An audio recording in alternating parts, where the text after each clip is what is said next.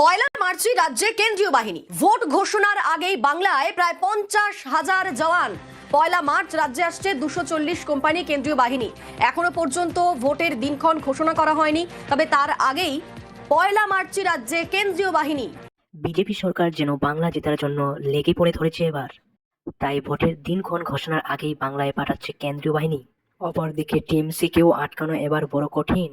বিভিন্ন রকমের ভাতা, লক্ষ্মীর ভান্ডার, বিশেষ করে বেকারদের ভাতা, টিএমসিকে এবার 250-এরও বেশি আসন দেবে বলে বিবেচনা করছেন বিশেষজ্ঞরা। বর্তমানে রাজনীতিতে ভোট নেওয়ার নতুন কৌশল হয়েছে বিভিন্ন রকমের ভাতা প্রদান এবং জনগণকে প্রলোভন দেখানো, যা অনুসরণ করে চলছে পশ্চিমবঙ্গের টিএমসি সরকার। এটির উদাহরণস্বরূপ আমরা দেখতে পাই পার্শ্ববর্তী দেশ বাংলাদেশে বিএনপি সরকার বিপুল ভোটে জয়লাভ করেছে ফ্যামিলি কার্ডের প্রলোভন দেখিয়ে সাধারণ মানুষকে। তাই এবার বাংলায় টিএমসির জয় কেউ ঠেকাতে পারবে না।